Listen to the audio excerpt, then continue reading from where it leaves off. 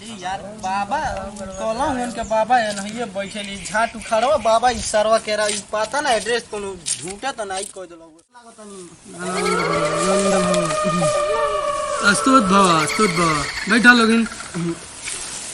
तो बाबा का प्रॉब्लम बा बच्चा? का प्रॉब्लम है देखी ना वो तांत्रिक होई परेशानी बा बाबू? परेशानी तो बहुत कुछ बा देखी हो कुली नहीं के हो का देखे के बा? ऊपरवार देखे के बा कि भीतरवार? अरे ये कौन सी कहाला बाबा? ऊपरवार माने सर दर्द भइल, उछारन पड़ल भइल, बेचैनी टाइप के कोनो ऐसन बात बा कि भीतरवार देखे के बा? भीतरवार मने का होला? भीतरवार माने जैसे कि लड़का नहीं हो यह प्रॉब्लम बा। हाँ ये अब मेन पॉइंट पहले ना भसुनी है ना भाई वो ना बचो मेहरारू हमार बचबू ओकरा में तब भीतरवार देखे के बाद तो कुली राती में कार होला। राती में? रात में भीतरवार रात में देखेनी, हम राती खाना देखो ऊपरवार दिन में देखेनी। भीतरवार खातिर राती खनी आओ के पड़ी हमरा मठ पे। कहा तार मठ बाबा बा? अब मठिया कहाँ बा? मठिया हमार अगवा बा। आगवा? हाँ वही जागवा है रोडवा पे आगवा। अच्छा कोनो में एगो छोटा सा मकान बा। वही में हम रात में बैठे। हाँ रात में वही जा हमनी के बैठे निसन और वही जा देखल जाला। दोनों जना क्या? नहीं एक आदमी के, सिर्फ औरत के ना हम ना देखो।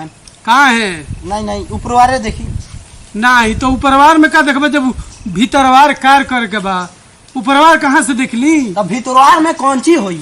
भीतरवार में राती खनिया उनका से बताए हम का करे के पड़ी। एगो तो भी है ने वो एगो तो 76 मेहरारू पा लेनी ओका बस राती खान भेजी तारा लगे।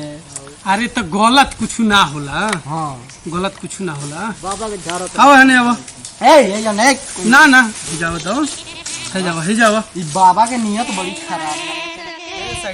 जाओ देखो का होला हो हमर किस्मते फूटल बा तो का करी माने शॉर्ट करा दूर है तो घरो ले जाके राती खनिया अकेले में आवे के पड़ी।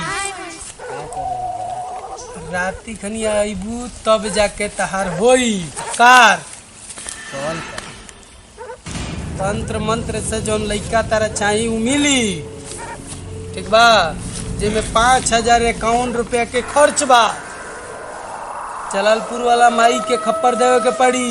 हाँ 5051 रुपया के खर्च आई कौन सी पूजा पाठ में। कौन सी होई के 5000 रुपया जलालपुर वाला माई के 2151 रुपया के खप्पर चढ़ावे के पड़ी अमावस्या के दिन। अमावस्या के दिन 3100 रुपया के लछवार वाला माई के खप्पर चढ़ावे के पड़ी पूर्णवासी के दिन।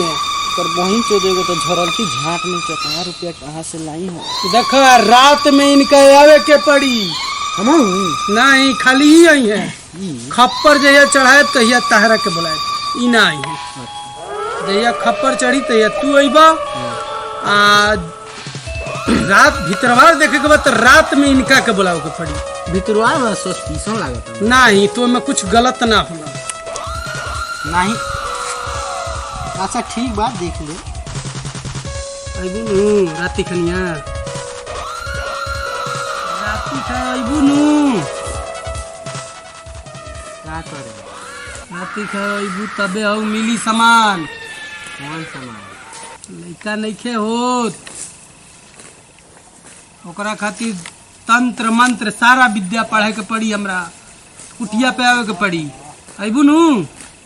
हाँ रे भोसड़ी तोरा लोहर जागल बा छोड़ो तू नहीं देवा होता नहीं है छोटया भोसड़ो ते कहले ना तो खा तो खा तो पीना गुजार मरिए जाइबू भोसड़ो तू नहीं चिलो कर तो कुली का होता है?